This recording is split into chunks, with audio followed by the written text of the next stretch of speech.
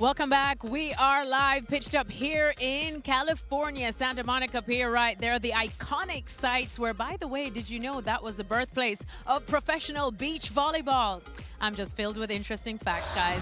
All right, but we're talking football and we're talking Canada right now because the host nation took on Switzerland in undoubtedly the toughest game of the group in Vancouver for them. And the Swiss took a 2-0 lead thanks to goals from Vargas and Manzambi. But Canada were able to pull one back. But unfortunately for the Canadians and all the home fans in Vancouver, they couldn't force anything else as they lost this one and lose the chance to play on home soil again. Elsewhere, Bosnia and Herzegovina took on an already eliminated Qatar and powered their way to a 3-1 win. Big celebrations from the Bosnians at full-time on the pitch and after the full-time whistle as they feel that they would have done enough to get into the round of 32 as one of the best third-place teams. Right, let's have a look at the Group B standings there. That confirms Switzerland are the winners of this group on 7 points. Canada now will have to settle for second, and as I said, that loses them the chance to play in front of their home crowd again for the rest of the World Cup.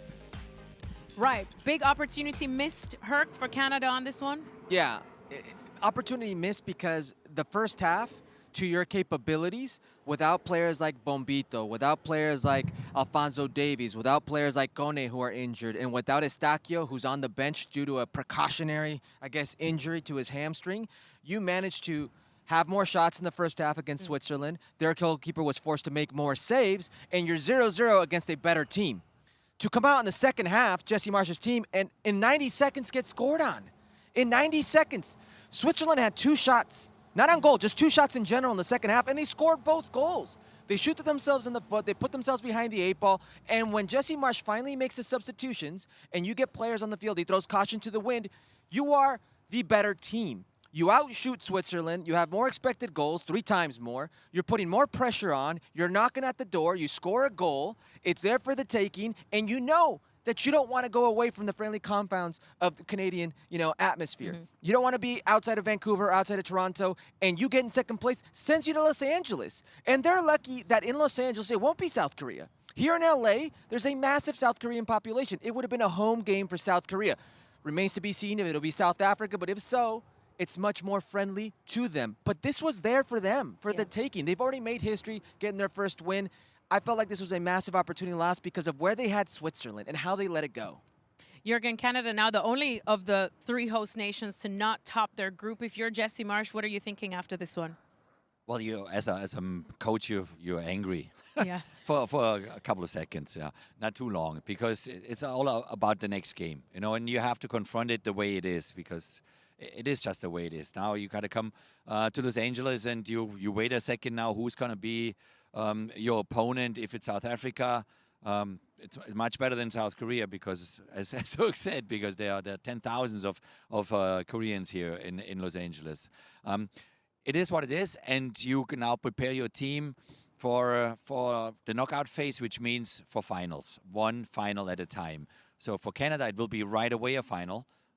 They would have felt a lot more comfortable being at home, in Vancouver or in Toronto. But it is what it is. It's I think he has anyway. I think Jesse has this attitude in himself anyway that the bigger the challenge, the more he likes it. Right. The more he kind of expresses himself. And he has so much energy and he has so much positive leadership in his personality that I'm not worried too much about Canada. I think they're gonna go and take care of business, whoever they meet now. Not much of a home field advantage, is it, though, for Mexico or Canada, that if they slip and they would have come in second, they're no longer at home. So even though you're a host country, not really a host country. Kasey, what'd you make of Canada? Lost opportunity. I think we felt that Switzerland was the strongest team in that group, but Canada showed at times that they could easily compete, and they had the opportunity. Look, they had the opportunity in the first match where they didn't take it. And we kind of thought, okay, there's something not quite clicking. Then they have that blowout win, and you think, okay, maybe they've turned the corner. But then we saw again today, some of that inability in the final third came back to haunt them because they clearly created the chances to get that second goal and even the third goal, and they weren't able to take it. But Again, like Jürgen said, you get upset about it. It's over. It's done. You'll look at the tape. You've got 6 days to prepare. It's not like the old days where you have 3 days to prepare. So you got plenty of time to get your guys rested up and get that game plan when you figure out who that's going to be. And they had some success in this stadium in that Nations League. Yeah. So yeah, I think they'll take a little bit of confidence in that and come down to LA and try to build some atmosphere. But yes, huge opportunity lost not being able to play that game at that round of 32 at home. Yeah, and as Herc pointed out, Canada still without their biggest star in Alphonso Davies, that we keep seeing him on the sidelines. Jesse Marsh saying that he's still just not quite ready yet. We will see, because I'm pretty sure, JJ, they could use him in the round of 32. Oh, 100%. But I think Jesse's the one who knows the best, right? If he's 100%, if he's maybe gives them that extra game just to have him back then in the knockout stage, But I think Jürgen said it right. Like, I think that Jesse, everybody who knows Jesse, he likes this kind of games, this situation, this moments, right? So he strives from that. And I think maybe he turns around and he look at this game and say, that's just good because we were the better team, but we don't use the chances. And this is something you can now address to the guys to say, look, if we play like this in a knockout phase, we have the chances, we don't create such moments and score the goals. That can cost us the tournament. So we have to be focused on that chances when we get that chances. And I think that's the moment, I think, what a coach, I think Jürgen maybe can express that more to explain, to say that I'm pretty sure you use that as a coach to say, look, from that moment we can learn. This game we lost today, even that we were better. In a knockout stage, we have to be focused more. Yeah, Canada definitely with amounts to come, at least in the round of 32. But as we know, the ball is round.